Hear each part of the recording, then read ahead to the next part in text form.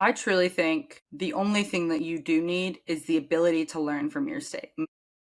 Yeah, I'm gonna agree with that. Not the only thing that you Well, need, yeah, but but I think that learning from your mistakes is huge because what happens when you do the same thing over and over and over again? well, it's pretty insane. But also, people are going to get Insanity. annoyed at you. Yeah. Like, that's when people are going to start being annoyed. Not because you're not perfect, because you don't learn. I mean, when you think about it, I really haven't thought about it like that before. Huh. I think you taught me something new today. Yeah, exactly. See, advice. Yeah, it's good. Yeah, it really is about learning, right?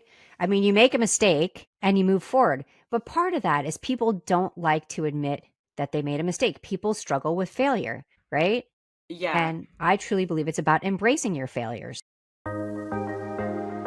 Welcome to Her Unshakeable Confidence with dynamic mother-daughter duo Simone and Olivia Knego, where they discuss the secrets of transformation and how to build bold confidence and unwavering resilience.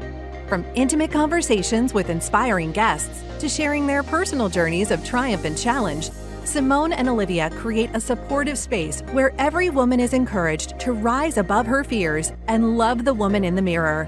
Tune into Her Unshakable Confidence and join this special journey of connection and growth. It's like catching up with old friends who inspire you to be bravely and uniquely you. Welcome to this week's episode of Her Unshakable Confidence. I'm Simone Knego, And I'm Olivia Knego.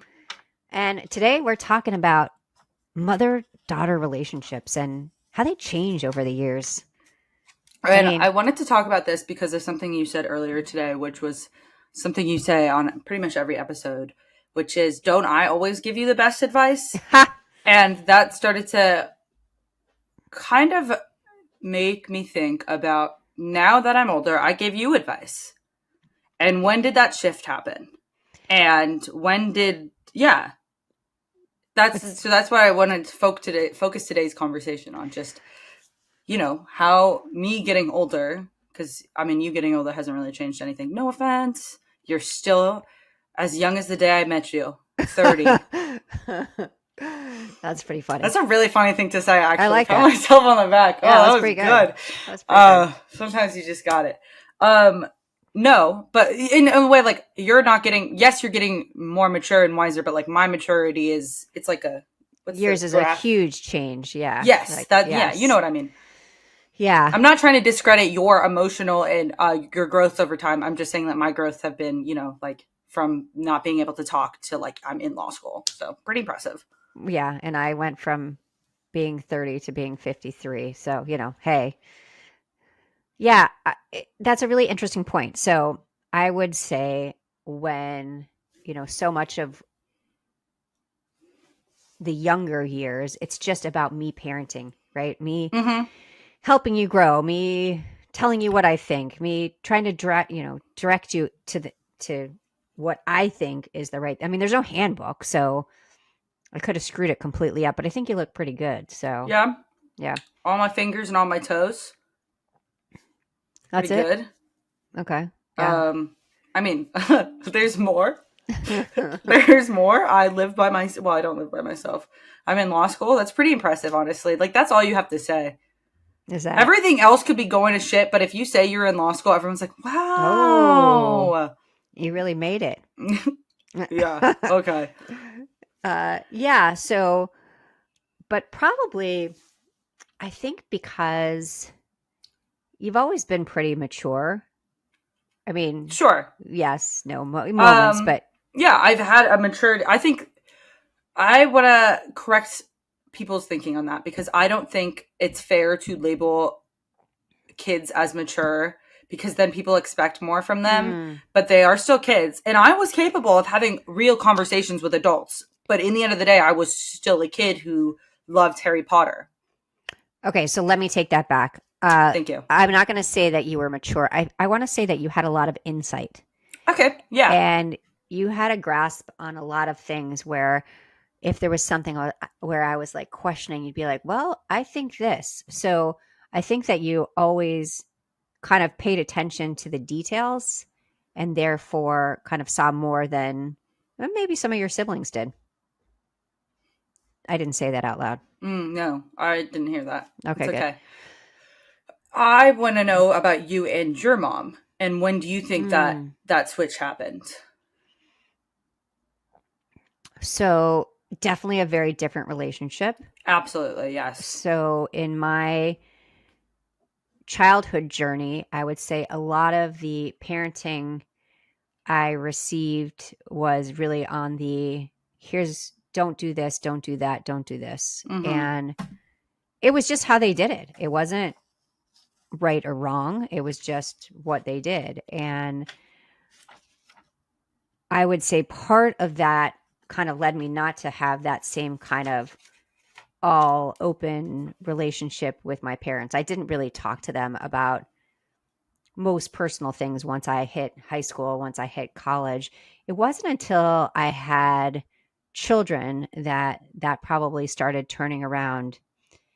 And then once my mom was older, that's when I started becoming the basically like the parent to her as well. And I don't want to say parent because obviously she's No, quite but you capable. take on the role, like in my head, it's like, she's giving you, and then you guys equal out, and then you go on top. Yeah. And then I'm Because the that's one. just how life works. Yeah. And then I'm the one, she asked me for my opinion on most things. And when something doesn't go right, I'm the one helping her.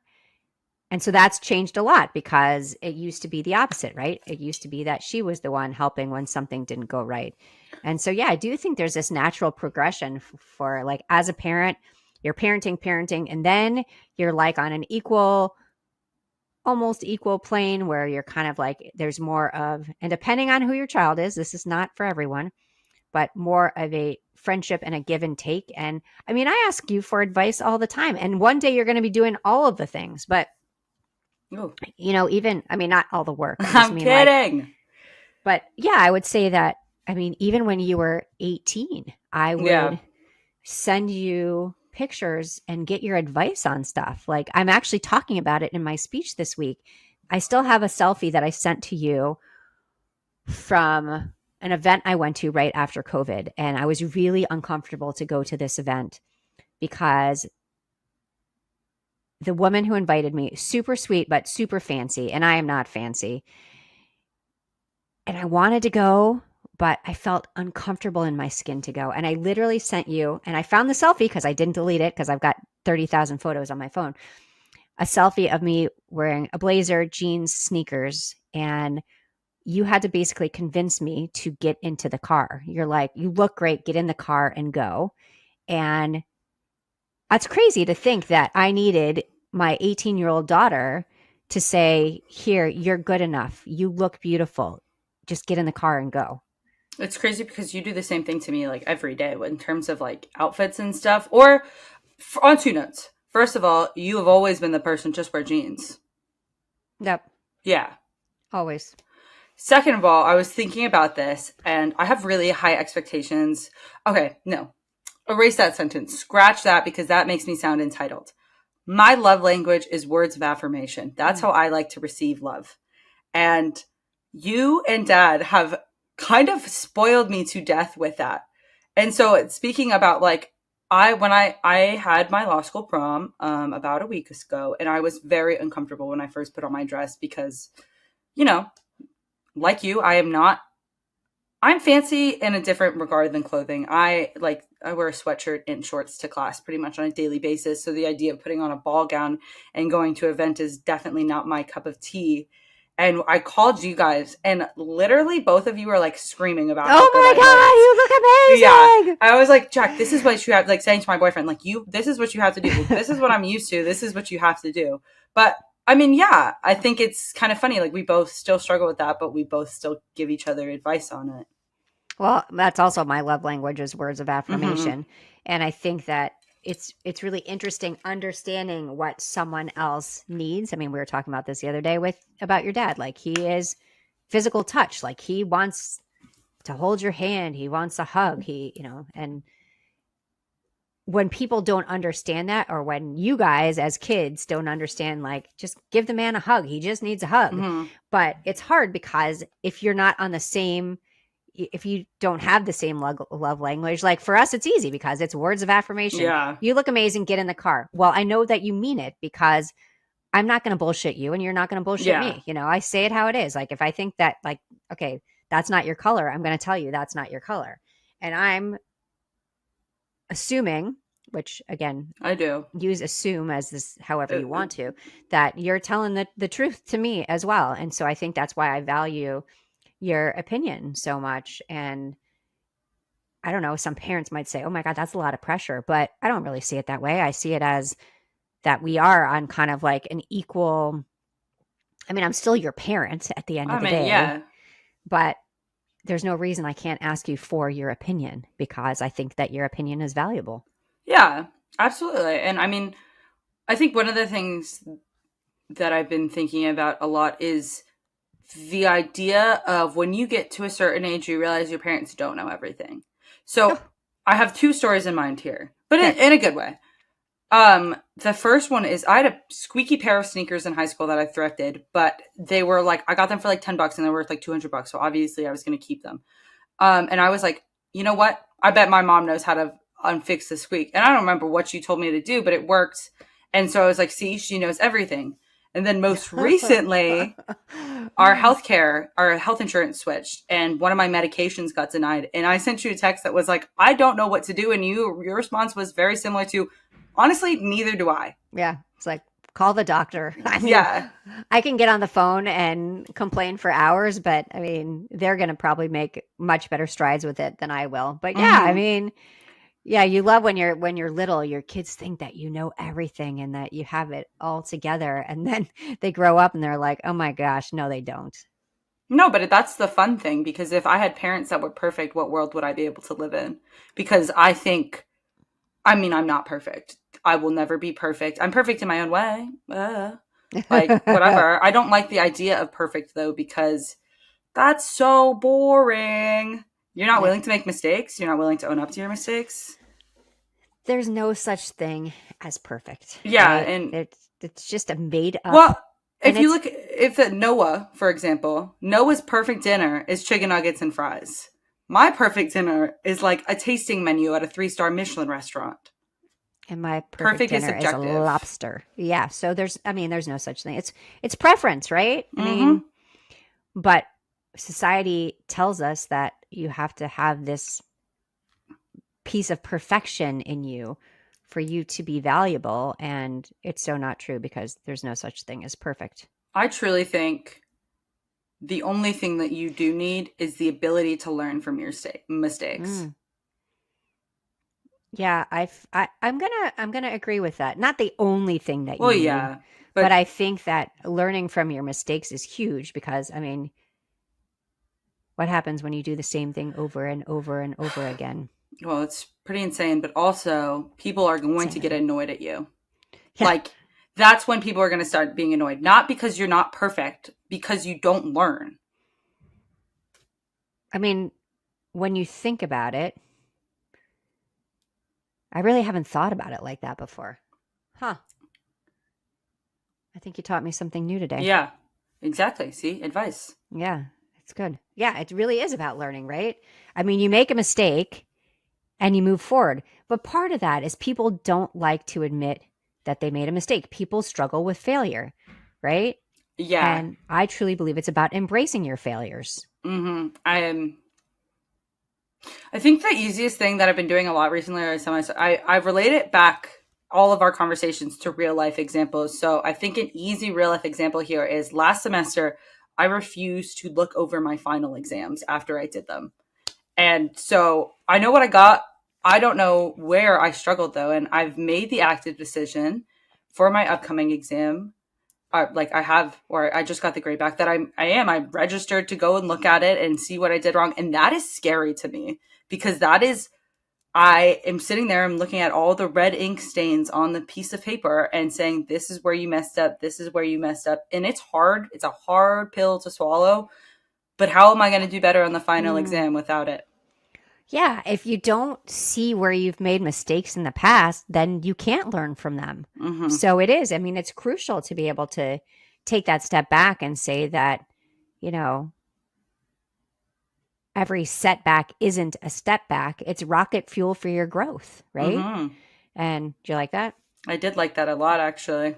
Good. That's a line from my speech. Oh, good. Thank you. Figured I'd try it out and you see what you think. But yeah, I think we're so conditioned to think that if we make a mistake or if we fail at something that, okay, don't talk about it, don't look at it, don't do anything about it. Well, no. I mean, making a mistake or having a failure doesn't make you a failure, right? But what you say about not learning from it is really, Yeah. it's really important that we learn from all the things that go wrong, because otherwise you're just doing the same shit all over again. Yeah. I mean, I think from make yourself feel better example, and also from a this is how the world reacts point of view, like that's what you have to do. We're not expecting perfection. We're expecting, this is so off topic. I know, right? I know. But okay. We go down these rabbit holes. But I mean, that shows where our relationship is right now, is that you gave me some good advice. I gave you some good advice. Like, that's what we do. And, let's talk about, though, because there are plenty of parents who really struggle with having this kind of relationship, right? They don't have that same kind of friendship with their kids, or they've had things that have happened where they're now estranged from their kids. Like, tell me, because I'm sure you have friends that don't have this kind of relationship, or maybe you have, all your friends do have this kind of relationship. Their parents are judgmental. Point blank, period. Do you think it's as simple as that? Yes. Quite literally, it is as simple as that, because you guys have never judged me. You've been disappointed. You have been angry, but you have never judged me, because I am learning as much as you guys are learning. Yeah, we're just going through our days trying to make a move forward, and, right? I mean, I don't think necessarily it's all judgment per se. Maybe it's like, oh, okay, like we are really different people in the end of the day. But I kind of find that hard to believe, that you can't find something in common with the child that you raised. So, I don't know. I think a lot of it, when I see it with my friends, it is just judgment, because they feel as though they can't be as open with their parents about their issues. And how can you even start to have the conversations we have if I'm afraid of bringing something up? Yeah, I think it's such a valid point. I mean, that's one thing we definitely said, is that no matter what, like, you can tell us anything and we won't judge you. I mean, we might laugh at you, but we're not going to judge you. Yeah. You like and that? You'll always bust me out of my shit, which, I mean, hasn't happened too frequently. But I mean, minor example here, freaking I parked in Cookout and I got towed, and you guys still paid the bill, even though it was stupid. You did laugh at me, but there wasn't a judgment, or there wasn't a mad. Like, girl. Yeah. Really? And okay, it was a move guess on. What? I said you learn from it. Move on. But what are you not going to do in the future? I'm not going to. I'm literally been so careful. I pay for parking everywhere. I never park in front of no toes. Like, I'm so careful about my parking now. Okay, so you learn from it. I have friends who, even at 22, would not tell their parents they got towed, because even if they were completely financially independent, their parents would still be judgmental in some sort of way, that they just would like to avoid the whole conversation. Such an interesting point. Yeah, I think that goes back to when I was a kid. I didn't have that same relationship. It was really, like I said, what will other people think? Or, oh, we don't talk about things like that. And I'll give you two great examples.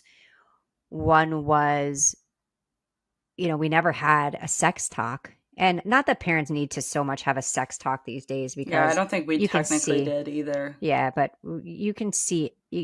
I mean, we had Encyclopedia Britannica. That's what we had. Mean, like, I was like addicted to BuzzFeed in 7th grade. It's okay. Okay, thanks.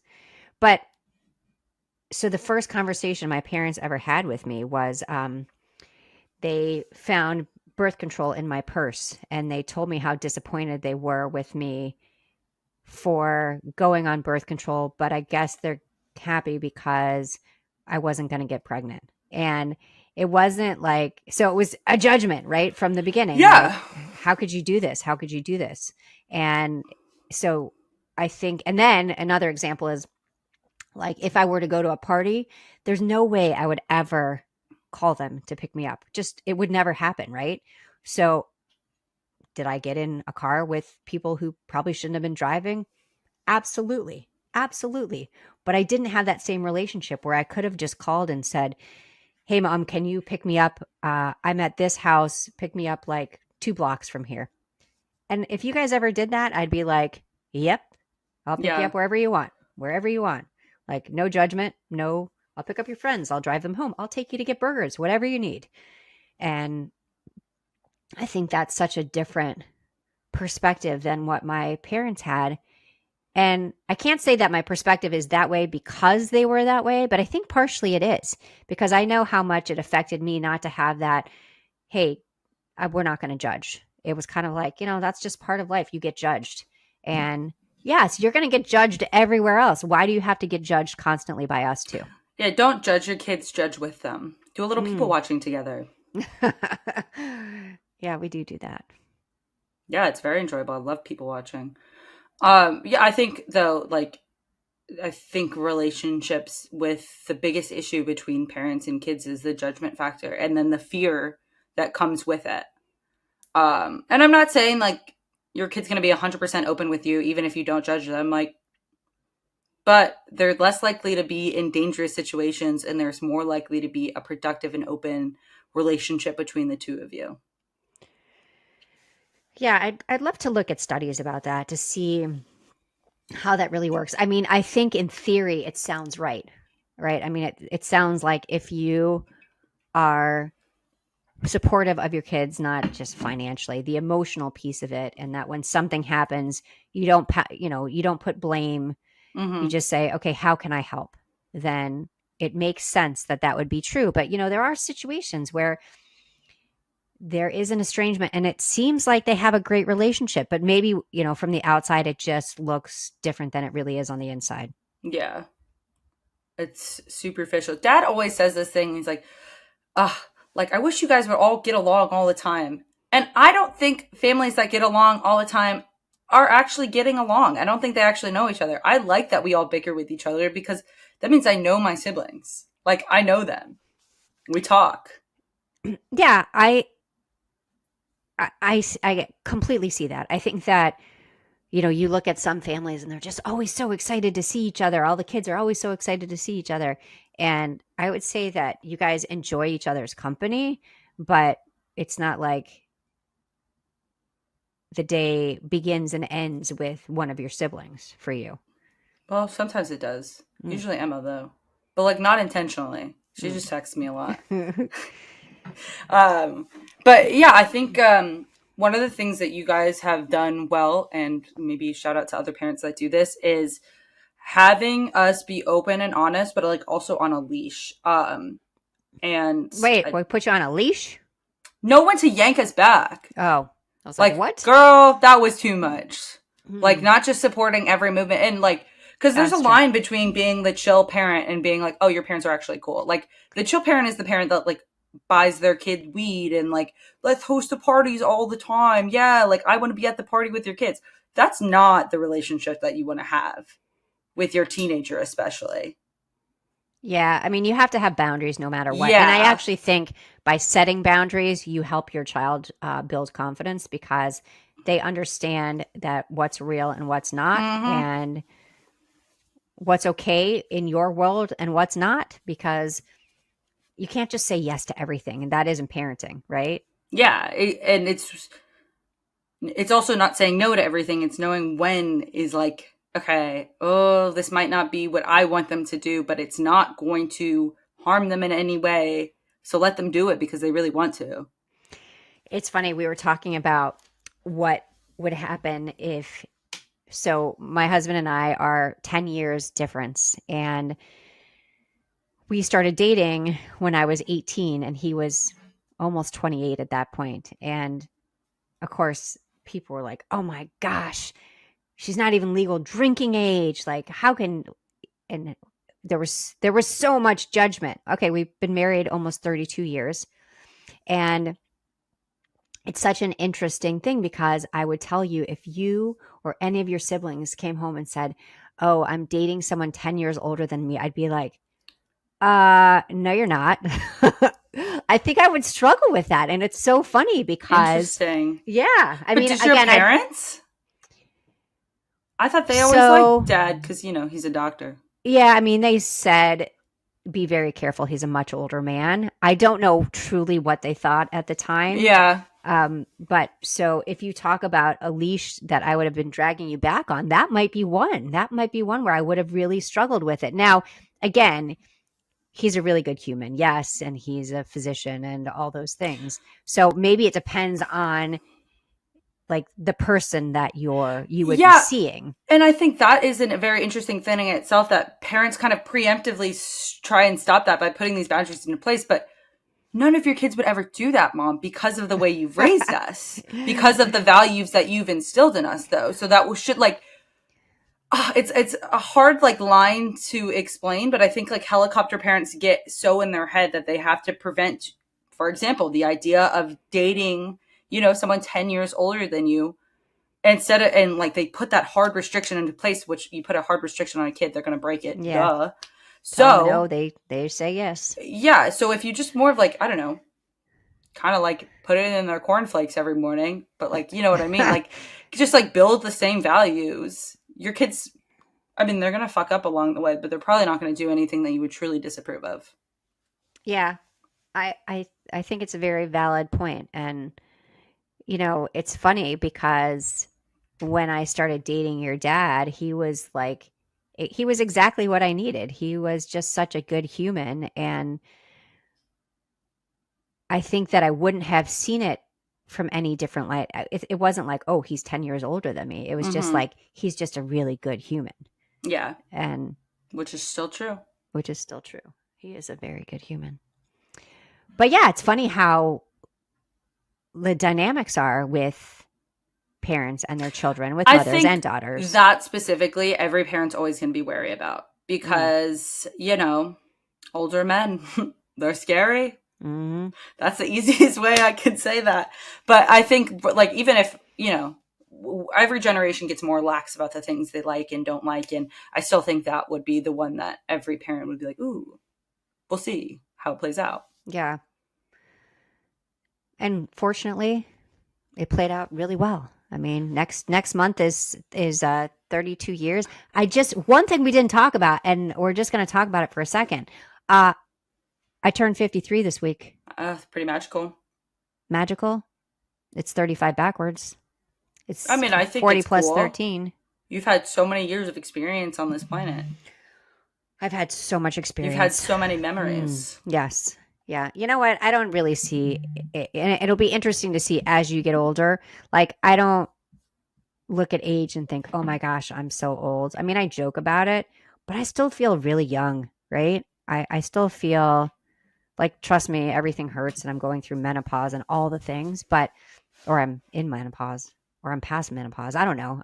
I'm whatever. I'm messed up, but I don't look at it and think, oh, I'm just really old. So I'll be curious to see as you get older, how you feel. Like, are you thinking each year like, oh my gosh, I'm a year older, or just like, hey, that's just part of the plan?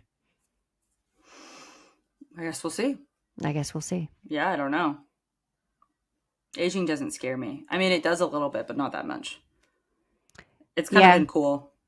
I don't know, because what you think, the last like year, honestly, I've realized what I thought I knew for facts as a 16-year-old, I did not. And I was scared of aging when I was 16, but the best part is like I know so much more than I did then. Yeah, I would say that if we're talking about confidence, I think that for me, the older I get, the more confident I am because I know what I've been through. Yeah. I understand that failures are just bumps in the road. I don't take everything personally. I know when someone's saying mean things that it's not about me, it's about them. Like, so all of these things that I learned over time that wouldn't have happened without aging. Yeah. And with that, I think we're going to end it. So calendar, please. Drum roll, calendar, please. Drum roll. I know. I was like, rump. You can't turn off being yourself from one situation to the next. It's never not you. Where you are freest, you are happiest. Where you are constrained, you are most disempowered. But even if it's only with one item in your life, that kind of personal suppression bleeds into everything. And I mean everything, whether you realize it or not.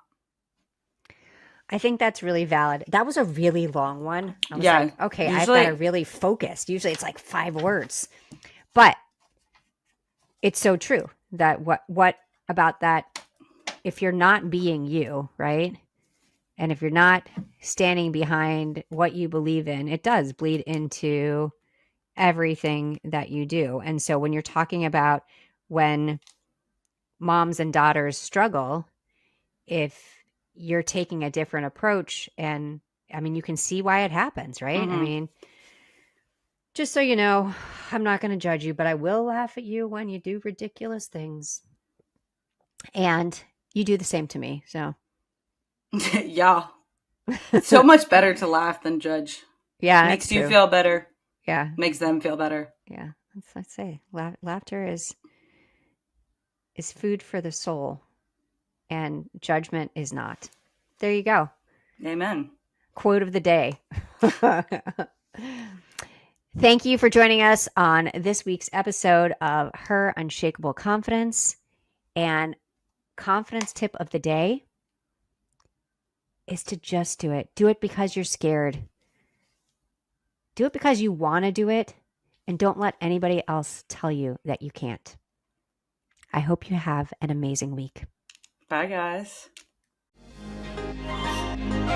Thank you for listening to Her Unshakable Confidence with Simone and Olivia Knego. We hope this episode has made your day just a little bit brighter and given you the inspiration you need to confidently go about your week. Always remember to be authentically you. Don't forget to like and subscribe so you never miss an episode. And feel free to connect with them on Instagram at Simone Knego and at Olivia Knego. Till next time.